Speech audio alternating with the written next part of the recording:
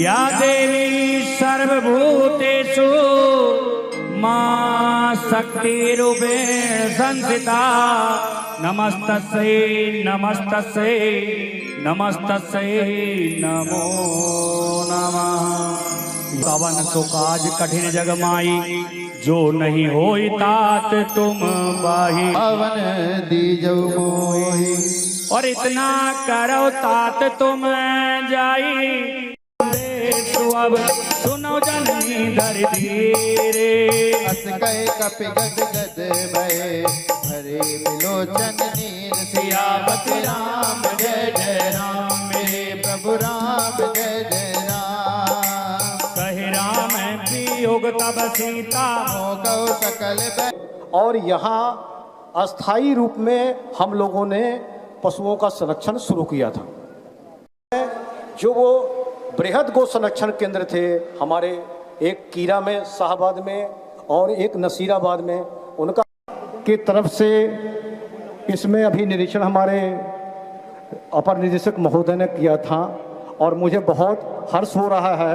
हमारे चेयरमैन साहब ने यहाँ पशुओं को दिलाई है, वो कहीं पे भी अन्य जगहों पे नहीं हो पा रही है। अपने अपने स्थान पर बैठे, व्यवस्था बनाए रखें। हमारे लिए बहुत ही सौभाग्य की बात है, बहुत ही कर्मठ, बहुत ही निष्ठावान और हमारे में प्रधान चुके हैं मंच पर। हम उनका स्वागत और अभिनंदन करते हैं।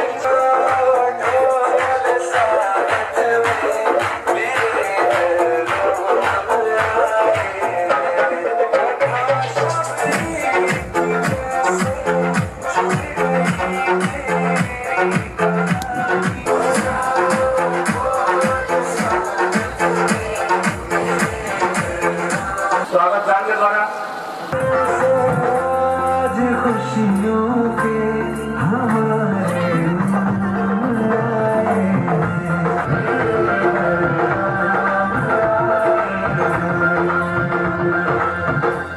ओम पूर्णमदः पूर्णमिदं पूर्णात् पूर्णमुदच्यते पूर्णस्य पूर्णम् आदाय। का अभिनंदन नंदन करना चाहता हूं क्योंकि आप इतने गर्मी में सब लोग आए। जय हिंद जय भारत।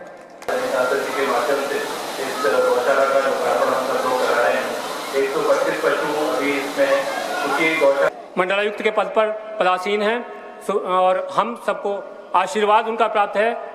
श्री आंजनेय कुमार सिंह जी, आपके आशीर्वाद से हमारे क्षेत्र में जो विकास कार्य हो रहे हैं, आप भी ग्रामीण अंचल से जुड़े हैं जहाँ तक मेरी जानकारी है, तो हमें आपका आशीर्वाद प्राप्त होगा। धन्यवाद।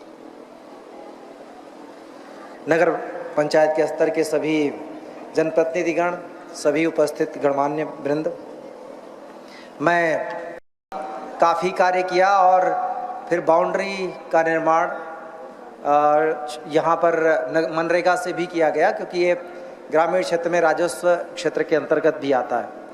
यह कन्वर्जेंस का एक बहुत अच्छा उदाहरण है कि हाँ, अगर हम समस्याओं के समाधान के लिए लगें तो बहुत बेहतर कर सकते हैं।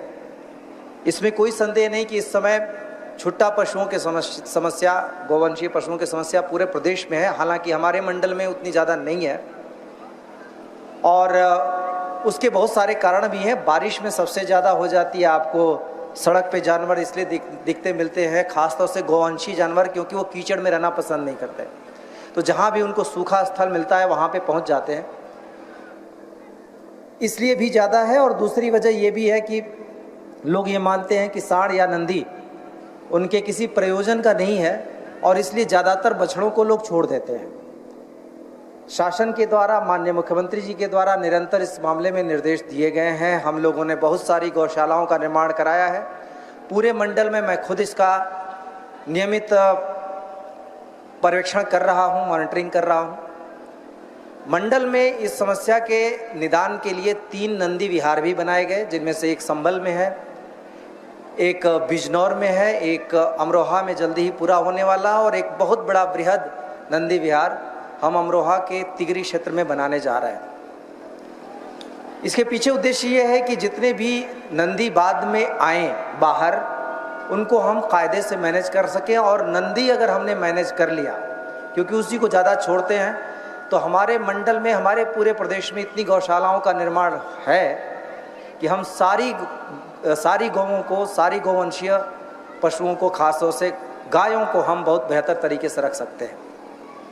अब समस्या ये है कि फिर उसके बाद भी किसान ये शिकायत कर रहे हैं कि गौवंशीय पशुओं की समस्या अभी भी है, रोड पे दिख रहे हैं। मैं जानता हूँ है भी, मुझे फोटोग्राफ्स भी आते हैं, और फसलों का नुकसान हो भी रहा है। इसमें 2 बेसिक मूलभूत चीज़ें हैं। पहली बात यह है कि आज तक मैंने नहीं सुना कि सरकार ने बछिया दिया है या सरकार ने बछड़ा दिया है। तो बछड़ा तो सरकार का है नहीं, न गाय सरकार की है। गाय को सरकार व्यवस्थित कर रही है, ये अपनी जिम्मेदारी मानकर। लेकिन गाय रखी किसके पास जाती है? उन्हीं के पास जो शिकायत कर रहे हैं कि हमारे खेत में चल रहा है। अब बछिया बछड़ा किसका हुआ? आपकी गाय का हुआ। उसको बाहर किसने छोड़ा? आपने छोड़ा। फिर आप कहते हैं सरकार देखे, सरकार तो कर ही नहीं रही है। जब तक सभी का सहयोग नहीं मिलेगा, तब तक समस्या का समाधान नहीं होगा। इसके लिए हमने अब सर्वे कराना शुरू किया है। कम से कम मैं इतना आपसे वायदा करता हूं कि मेरे मंडल में ये समस्या एकदम नहीं रहेगी, और ज़्यादा समय भी इसमें मैं नहीं लूँगा। मैं हर एक गांव में अभी हमने एक एक व्यक्ति का सर्वे करा लिया है, एक एक परिवार का। अब दूसरे चरण में सर्वे चल रहा है गौवंशीय पशुओं का। हर एक परिवार में कितने पशु हैं, कितनी नॉर्मल बछड़े, कितनी बछिया, कितनी गाभिन, कितनी दूध दे रही हैं, सबका हम सर्वे करा लेंगे। उसके बाद या तो आपको छोड़ना है तो आप हमें बताकर छोड़ेंगे, अगर चुपके से छोड़ेंगे तो हम आपको पकड़ेंगे। आप इधर छोड़ेंगे, हम इधर पकड़ेंगे, और हम बछड़ा नहीं पकड़ेंगे, हम आपको पकड़ेंगे। इसलिए व्यवस्था हम ऐसी बना रहे हैं कि आप अगर छोड़ना है तो हमें बता दीजिए, हम लेके जाएंगे ससम्मान। अगर हमने उसका बंध्याकरण कर दिया तो खतरा कम रहता है, क्योंकि सांड एग्रेसिव होता है। अगर उसका बंध्याकरण नहीं होगा तो उठा के किसी को सिंग पे पटक भी देगा। तो बहुत सारे अखबार में आप पढ़ रहे हैं कि सांड ने उठा के मारा, अब उसके बाद सरकार हाय हाय। ऐसा तो है नहीं कि सांड सरकार ने दिए हैं। सरकार तो बछड़ा देती नहीं, वो तो आपकी गैया ने दिया, और आपने उसका कभी बंध्याकरण कराया नहीं। सड़क पे गया तो वो तो नहीं पहचानेगा कि जिसने छोड़ा है उसको नहीं मारूं, मारेगा सबको। और वो कीचड़ में रहेगा नहीं, चाहे जितनी आप उपाय कर लें। अगर हमारी गौशालाएं कीचड़ के अंदर हैं, क्योंकि हमने कई सारी गौशालाएं ऐसी भी तैयार की हैं जो हमने एक अर्ध गौशाला कह लीजिए व्यवस्था के तहत तैयार की है, तो उसमें पक्की जगह नहीं है कई सारी जगहों पर। तो बारिश होगी तो वहाँ नहीं टिकेगा, वो तो सड़क पे जाएगा। लेकिन इसमें कोई दो राय नहीं कि इस समस्या पर नज़र है, कैसे इसकी समस्या का समाधान किया जा सकता है, ये हो रहा है। मैं यहाँ के नगर पंचायत अध्यक्ष दिनेश गोयल जी को बधाई देता हूँ इस बात के लिए कि उन्होंने पहल की। उन्होंने बहुत पहले मुझसे कहा था कि मैं सबसे पहले कान्हा गौशाला बना के दूंगा, और मुझे खुशी है कि मैंने ही जब उन्होंने कहा तो मैंने बात की बात में कहा कि अगर आप कान्हा गौशाला बना के पहले तैयार कर देंगे तो मैं आ जाऊँगा। तो उन्होंने कहा ठीक है सर, मैं कर दूँगा। जब उन्होंने कहा कि मैंने तैयार कर दिया, मैंने कहा ठीक है, अब तो मैं वायदे से बंधा हुआ हूँ, आना पड़ेगा। मेरे लिए रामपुर आना हमेशा सौभाग्य की बात है, क्योंकि मैं यहाँ पे कार्य कर चुका हूँ तो अच्छा लगता है। मसवासी क्षेत्र में इसके पहले मैं दूसरे रोल में आया था। जब भी मैं आता था तो जाने के बाद लोग सोचते थे कि नहीं आया होता तो अच्छा है। अभी इस बार वो रोल नहीं है, क्योंकि कोई शिकायत होती थी तब मैं आता था भाग के। अब जब आऊँगा तो कोई न कोई तो एक्शन होगा। मुझे खुशी है कि मैं आज उस रोल में नहीं हूँ, कम से कम आप लोगों को बधाई देने की और उसके रोल में हूँ और आपके अच्छे काम के रोल में। हम चाहते भी नहीं। देखिए, सब कुछ अगर ठीक चलता रहता तो हमें ज़रूरत नहीं है। मैं अभी कुछ किसान कह रहे थे कि कुछ समय पहले थोड़ी सी किसान संगठन थे, उनसे थोड़ी ज़्यादा रकझक हो गई, तो उन्होंने कहा हम तो बजा देंगे। तो मैंने कहा तो बजा तो हम भी देंगे। देखिए, हम कहते हैं अधिकारी एसी छोड़ के बाहर नहीं जाना चाहता, तो एसी छोड़ के डंडा चलाने जाएगा? बताइए। जब आप ही लोग कहते हैं अधिकारी एसी छोड़ के बाहर नहीं निकलना चाहता, तो डंडा चलाने क्यों जाना चाहेगा? अब मजबूरी होगी तो जाएगा। तो जितना पसीना होगा उतना गुस्सा आएगी, उतना गुस्सा आएगी तो उतना पीटेगा। तो उसका मूल क्या है? हम ऐसी उपाय, ऐसी नौबत आने ही क्यों दें? कोई हम दुश्मन तो है नहीं पब्लिक के, हम पब्लिक के चाकर हैं, नौकर। कहा जाता है हम सरकारी नौकर हैं, हम पब्लिक के नौकर हैं, लेकिन एक दायरे में बंधे हुए, एक नियम कानून के अंदर है। ऐसा नहीं है कि किसी खास के हैं। हम संविधान से बने हैं। संविधान ने कहा हम भारत के लोग। हमारा मालिक कौन है? हम भारत के लोग। एक व्यक्ति नहीं है, पूरा हम भारत के लोग। हम तो संविधान से गाइड होते हैं। तो संविधान कहता है हम किसकी सेवा करोगे? हम भारत के लोगों की, हम उनकी सेवा में। तो उनके ऊपर कभी हमको बल प्रहार करना पड़े, इसकी तो नौबत ही नहीं आनी चाहिए। शक्ति दी जाती है किसी को प्रताड़ित करने के लिए नहीं, शक्ति दी गई है सेवा के लिए, और हम हमेशा चाहते हैं कि सेवा ही करें। बहुत सारी समस्याएं मुझे पता है, जब मैं बैठता हूँ गिनाने तो बिजली भी है, बिजली की समस्या है, छोटा पशुओं की समस्या है। लोग गिनाना शुरू करते हैं तो लाइन से गिनाते चले जाते हैं। राशन भी है, ये भी है, सारी समस्याएं हमारी निगाह में। एक बात का मैं दावा कर सकता हूँ, मैं पूरे प्रदेश का नहीं जानता, मैं मंडल में मॉनिटरिंग करता हूँ और मंडल की जानता हूँ। इतना मैं दावे के साथ कह सकता हूँ कि हमारे मंडल में जो कागज पर है वो ज़मीन पर आपको दिखेगा ही दिखेगा, ये मैं सुनिश्चित करता हूँ। काफ़ी पहले दिक्कतें थीं, उनको ठीक कराया गया, जिलाधिकारी लोग खुद लगे और सारी चीज़ों को दुरुस्त कराया गया। तो कागज पर हम कहीं पीछे हैं तो इसका मतलब ये नहीं कि हम पीछे हैं। कागज पर हम पीछे इसलिए हैं कि हम कोई भी गलत तरीके से आगे नहीं बढ़ना चाहते। तो अब सारे लोग कहेंगे इतनी सारी शिकायतें हैं और उसके बावजूद कह रहे हैं सब ठीक है। मैं सब ठीक नहीं कह रहा हूँ, समस्याएं कभी समाप्त नहीं होने वाली। मैं एक दिन अपने कार्यालय में बैठा अधिकारियों से यही चर्चा कर रहा था कि समस्याएं काफ़ी आने लगी हैं, अरे काफ़ी ज़्यादा बढ़ रही हैं, ये समस्याओं का समाधान नहीं हो रहा है क्या? तो उसमें से एक बुजुर्ग अधिकारी था, उसने कहा सर अच्छी बात है, ये ठीक है कि अब समस्याएं ज़्यादा आ रही हैं। मैंने कहा क्यों? तो कहा सर कम से कम लोग समस्याएं हमारे पास लेके आ तो रहे हैं। मैंने नौकरी की पहले भी की है, पहले आते भी नहीं थे, तो कम से कम इतना तो हुआ कि लोग जोर से आवाज़ लगा सकते हैं। एक उम्मीद है आपके दिल में, और ये उम्मीद हमारे जो भी नेतृत्व है वो हमें आज़ादी देता है। माननीय मुख्यमंत्री जी ने हम सारे अधिकारियों को एक आज़ादी दी है काम करने की, तो हमारा दायित्व तो बन जाता है। अगर कहीं गड़बड़ी है, फील्ड में गड़बड़ी है, तो इसकी वजह से नहीं कि कहीं सरकार सोई है, इसकी वजह से कि अधिकारी गड़बड़ कर रहा है। जब सरकार ने सारी ताकत अधिकारी को दे दी कि आप बेहतर करो, और उसके बावजूद भी हम बेहतर नहीं करते, तो ये समस्या हमारी है, ये गड़बड़ी हमारी है।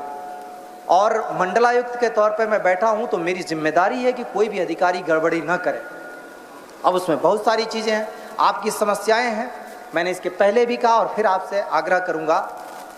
सीधे समस्याएं लेके लोग कमिश्नर साहब के पास चले आते, कहते हैं कि मैं पूछता हूँ आपने एसडीएम साहब के दिया? हाँ, सुना ही नहीं।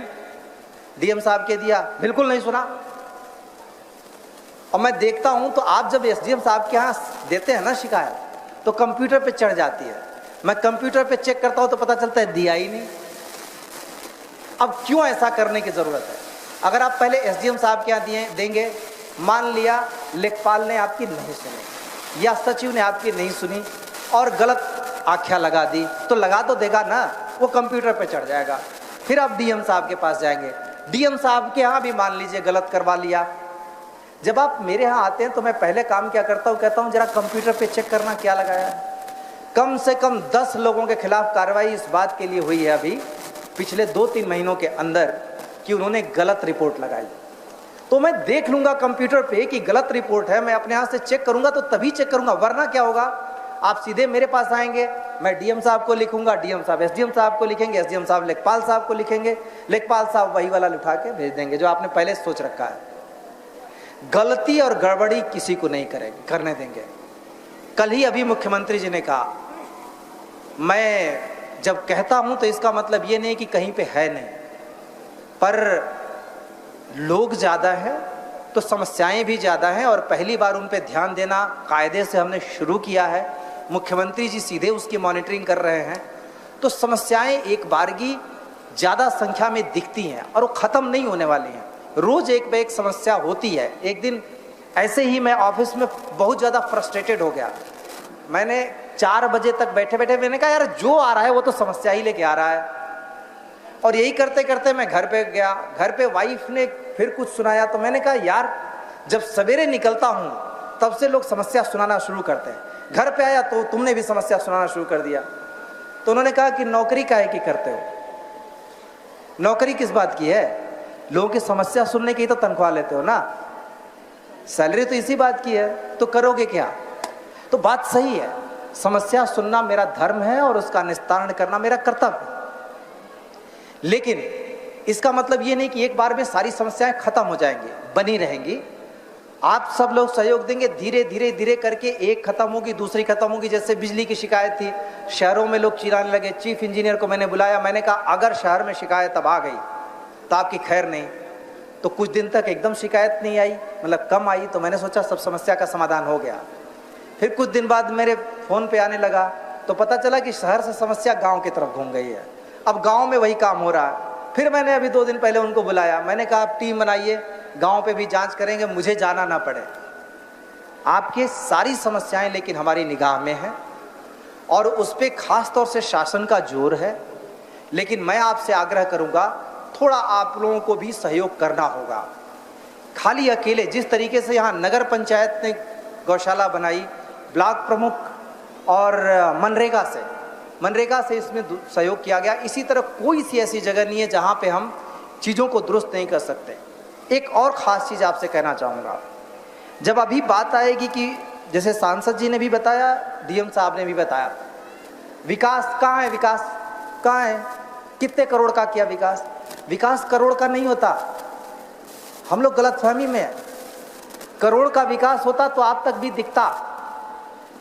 करोड़ जरूरत के मुताबिक लगता है, जरूरी नहीं है कि हर चीज़ को करोड़ में ही तोले।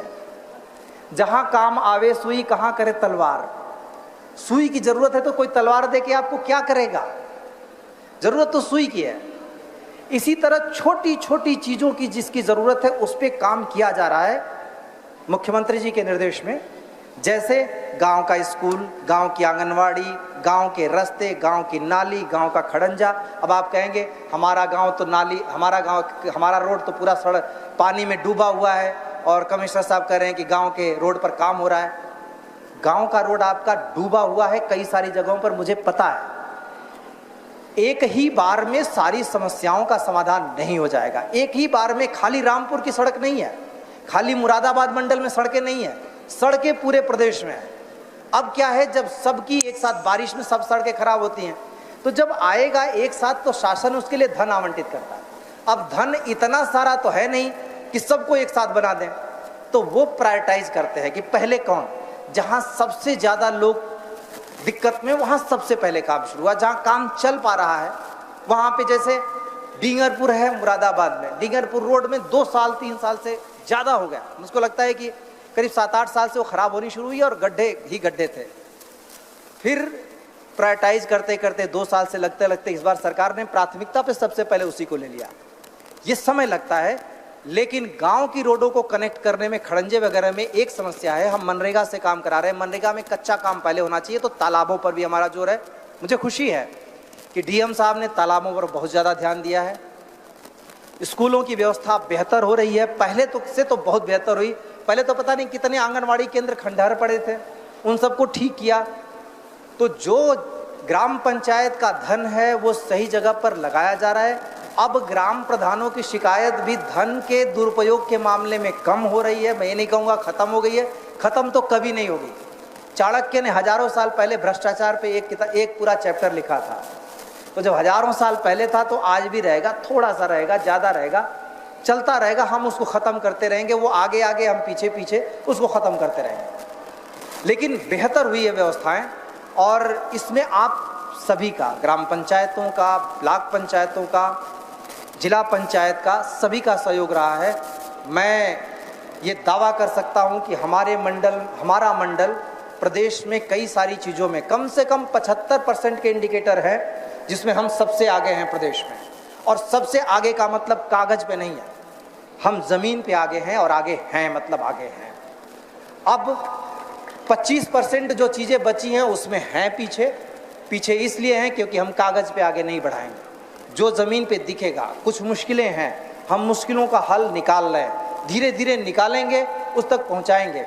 बारिश के टाइम में सड़कें खराब दिखेंगी आप, बारिश के बाद बारी, जैसे आपका स्वार रोड 3 साल पहले खराब था, 3.5 साल पहले, फिर ठीक हुआ। इसी तरह बाकी सड़कों पे बारी काम चल रहा है, सब जगह ध्यान दिया जा रहा है। लेकिन कुछ समस्याएं ऐसी हैं जो बिना आपके सहयोग के नहीं सॉल्व होगी। उन्हीं में से एक है ये पशुओं की समस्या, दूसरी बिजली की समस्या। अब बिजली चोरी अगर कोई करता है तो आप हमें बताइए।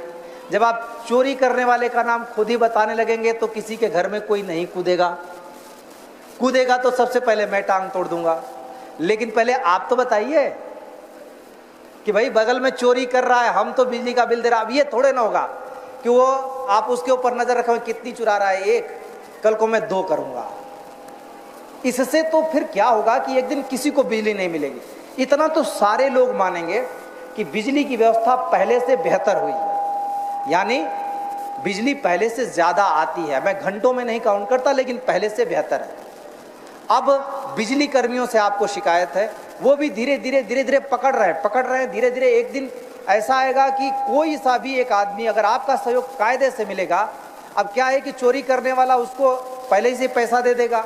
अब आप मुझसे ये कहेंगे आके कि साहब खनन में वसूली हो रही है, लेकिन सबसे पहले पता चलता है आप ही दे के बैठे हुए हैं। ऐसे नहीं होगा, पहले आप मेरा सहयोग करिए, मैं रोक दूंगा, कोई सी भी वसूली रोक दूंगा, लेकिन बिना आपके सहयोग के संभव नहीं है। मैं आज के दिन आपसे आग्रह यही करना चाहता हूं, एक कदम आगे जितना भी बढ़ रहा है वो आपके सहयोग से बढ़ रहा है। हम लोग सरकार के निर्देश का पालन करने वाले लोग हैं। हमारी शक्तियां सरकार की शक्तियां हैं, कहीं अलग से लेकर नहीं आते। न मेरे हाथ में एक पैसा है, न मेरे हाथ में एक पावर है, जो भी देती है सरकार देती है।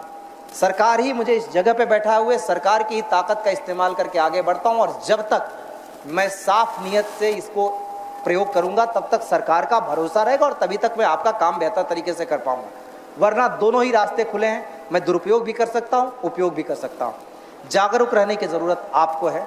अगर आप जागरूक रहे, सारी चीज़ें सही रहेंगी।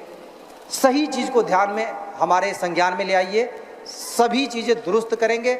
मैं कम से कम अपने मंडल में आपको वायदा करता हूं, सभी जिलाधिकारी लोगों को जहां जहां पे उनको, क्योंकि जिलाधिकारी बहुत व्यस्त होता है और आजकल एक साथ दिन भर में कम से कम 2-2, 3-3 वीसी उनको करनी पड़ती है, तो उनकी समस्याएं मैं समझ सकता हूं। लेकिन जहां पे उनकी गैप होती है वहां पे मैं पूरा करने के लिए तत्पर हूं। हमने अपनी पूरी टीम बनाई है, और ये जितनी सारी समस्याएं हमारे पास आ रही हैं, चाहे आपकी IGRS की भी क्यों ना हो, बहुत शीघ्र आपको सब में बेहतर मिलेगा। मैं आप लोगों का खास तौर से दिनेश गोयल जी का इस कान्हा गौशाला के लिए, क्योंकि आज की ज्वलंत समस्या है, ये करने के लिए, और बहुत सारे और भी वायदे उन्होंने किए हैं। मैं आपके सामने कह रहा हूं कि जैसे जैसे वो वायदे पूरे करते जाएंगे मैं मजबूर होकर टाइम निकालूंगा। उनसे मैंने कहा था कि जिस दिन आप एक एक वायदा पूरा करते जाएंगे मैं आता जाऊंगा, तो मैं निश्चित रूप से आऊँगा। मैं बार बार आना भी चाहता हूँ।